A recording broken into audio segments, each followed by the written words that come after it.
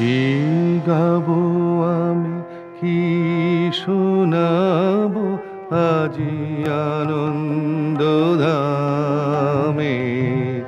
পুরবাসী জনে এনেছি ডেকে তোমার ওই অমৃত নামে। কি গাবো আমি, কি শোনাবো আজি আনন্দ ধামে।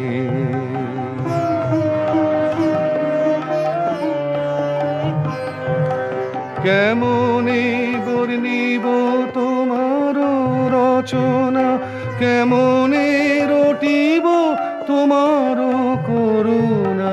কেমনে বর্ণিব তোমার রচনা, কেমনে রটিব তোমার করুণা।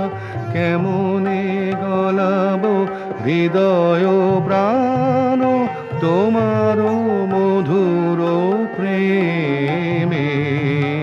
কি গাবো আমি, কি শোনাবো আজি আনন্দ ধামে।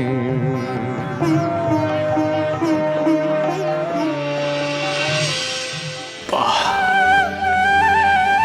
কি গান শোনালে গো রবি, মন প্রাণ একেবারে জুড়িয়ে গেল গো আমার।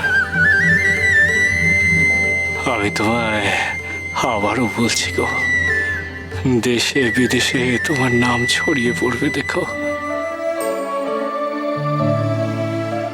মুকুন্দ বাবা, তুমিও এই হিংসার পথ ছেড়ে দাও গো। হিংসার পথ ত্যাগ করে তুমি দেশ মাতৃকার সেবার জন্য গান লেখো। দেখবে যুগ যুগ ধরে মানুষ তোমাকে এবং তোমার গানকে মনে রাখবে গো। ও বাবা ঠাকুর, এবার ওনাদের ছাড়ো, যেতে দাও। না না, কথাই আজ ওনাদের ছাড়া ঠিক হবে না।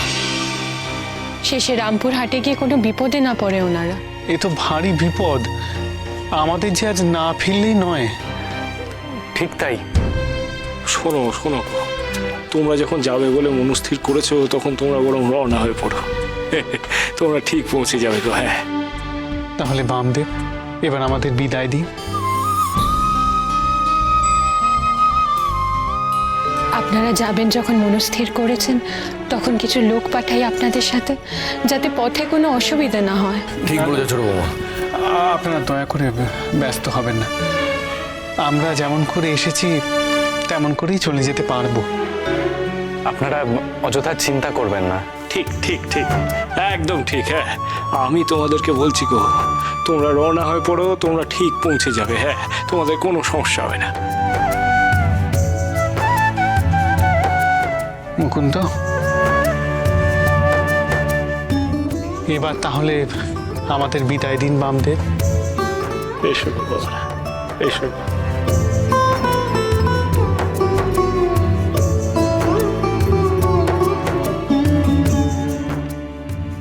চলো। জয় তারা, জয় তারা, তারা তারা তারা। আরে দেখিস রে মা, পথে যেন ওদের কোনো অসুবিধা না হয় রে।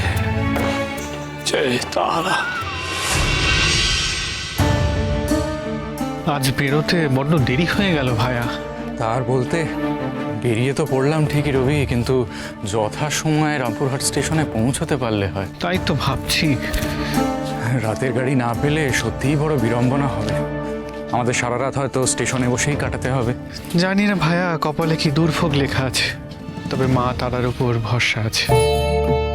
নিশ্চয়ই একটা উপায় বের হবে। দেখো, বামদেবও তো তাই বললেন। তাই যেন হয় রবি, তাই যেন হয়। বামদেবের উপর বিশ্বাস রাখো, তার কথা বিফলে যাবে না, এ আমার দৃঢ় বিশ্বাস। চলো।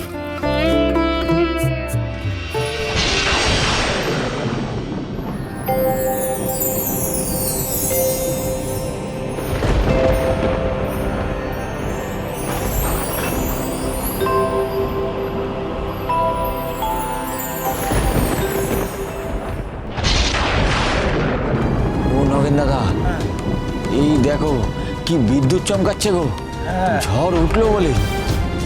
আর এদিকে বাবা ঠাকুরকে দেখো, ঝিমোচ্ছে না ধ্যান করছে, তার কোনো বোঝার উপায় আছে? ও ঠাকুর, আকাশের অবস্থা তো ভালো না। ঝড় বৃষ্টি নামলো বলে বলছি যে তুমি ওই দুজন ভদ্রলোককে এমন দেরি করিয়ে দিলে, ওনারা এখন রামপুরহাট পৌঁছতে পারলে হয়। তুমি তো নিশ্চিন্তে এখানে বসে আছো, কে জানে অচেনা অজানা জায়গায় তেনাদের কি অবস্থা হচ্ছে। হ্যাঁ, তাই না তাই, একে অন্ধকার জঙ্গলে পথ, তার মধ্যে আকাশের এই অবস্থা, তার মধ্যে আবার চোর ডাকাতার তো ভয় আছে নাকি? সেসব একটু বিবেচনা করে দেখবেন না। ওনার যে গান শোনা হয়ে গেল, অমনি উনি ওনাদেরকে রামপুরহাট স্টেশনের দিকে পাঠিয়ে দিলেন। সত্যি নগেন দাদা, আজ ওনারা এখানে থেকে গেলেই পারতেন, এই দুর্যোগের মধ্যে ওনাদের বিড়ম্বনা বাড়লো বলে। সত্যি বাবা ঠাকুর, তোমার না মাঝে মধ্যে কোনো কাণ্ডজ্ঞান থাকে না। ধুর, কার সাথে কি কথা বলছি, সেই থেকে যে চোখ বুঝেছে তার খোলার নাম আছে, কানেও যেন তুলো বুঝেছে। বলি বাবা ঠাকুর, একটা দরকারি কথা আছে তোমার সাথে। তোমার কিন্তু এবার একটা লোহার সিন্ধুকের দরকারি বলে দিলাম। সে কি রে কথায়, লোহার সিন্ধুক কি হবে? আরে বাবা ঠাকুরের ভক্তরা বাবা ঠাকুরকে নিত্যদিন যেসব দান ধ্যান করে যায়, সেগুলো তো ছন্নছাড়া হয়ে কুটিরে আনাচে কানাচে পড়ে থাকে, দেখোনি? আমি ঘর পরিষ্কার করতে গেলে আমার নজরে পড়ে খালি। সেইগুলোকে তো এক জায়গায় রাখতে হবে নাকি, নয়তো 9-6 হবে গো। তা ঠিক, ঠাকুরের কুটিরে তো আর কোনো আগল দেওয়া থাকে না, তাই না? আর তাছাড়া এই শ্মশানে ঠাকুরের কাছে যারা আসে, তাদের কার মনে যে কি আছে কে জানে, কে ভালো কে মন্দ সে তো বোঝা দেয়। ও ঠাকুর গো, গদাই কিন্তু ওই লোহার সিন্ধুকের কথাটা একদম ঠিক বলেছে। বলি ও বাবা ঠাকুর, আমরা যে এত কথাবার্তা বলে যাচ্ছি, তোমার কানে কি কোনো কথা ঢুকছে গো? সেই থেকে যে চোখ বুঝেছে তার খোলার নাম আছে, কানেও যেন তুলো বুঝেছে, কোনো সারা শব্দ নেই। বলি বাবা ঠাকুর, আমরা তো কখন থেকে বলেই যাচ্ছি, তুমি কিছু শুনতে পাচ্ছ? না রে গদাই, আর কোনো কথা বলিস না, বলি তো, আর কোনো কথা বলে লাভ নেই। ঠাকুর ইহ জগতে আছে বলে তো মনে হচ্ছে না। আমরা নিজ্ঞাত বুঝতে পারিনি ঠাকুর গভীর যোগ সাধনায় ডুবে গেছে। হ্যাঁ, দূর, বাবা ঠাকুরের এই একই দোষ, যখনই কোনো কাজের কথা চুপ কর তো গদাই, চুপ কর। ঠাকুর যখন সারা শব্দ দিচ্ছে না, নিশ্চয়ই কোনো ব্যাপার আছে। এদিকে আকাশের অবস্থা দেখো, কখন যে কি হয় কে জানে।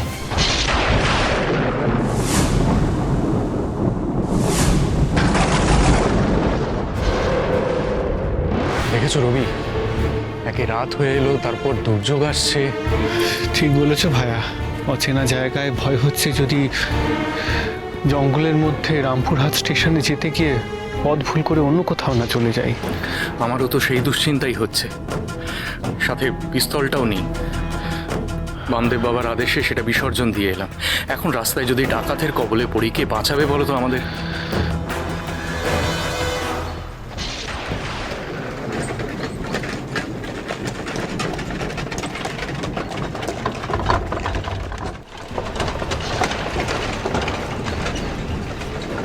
মনে হচ্ছে কোনো শকট আসছে। আমরা গরুর গাড়ির আওয়াজ শুনছি মুকুন্দ। গরুর গাড়ি? হ্যাঁ ঠিকই, গরুর গাড়িই বটে।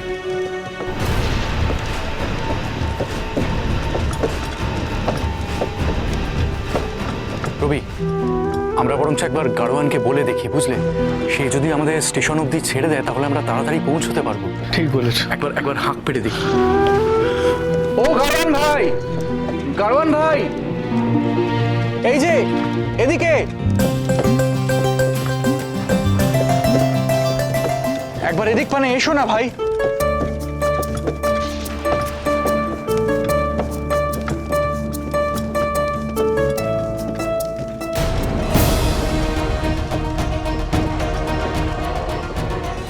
রবি, রবি দেখতে পাচ্ছ, গাড়োয়ান গাড়িতে বসে আছে ঠিকই, কিন্তু গাড়িটা চালাচ্ছে না। গাড়িটা যেন নিজে থেকেই চলছে, গরুগুলো নিজেই গাড়ি টানছে।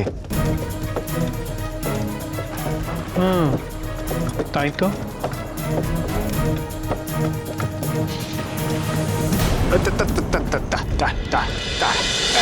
মহাপীঠ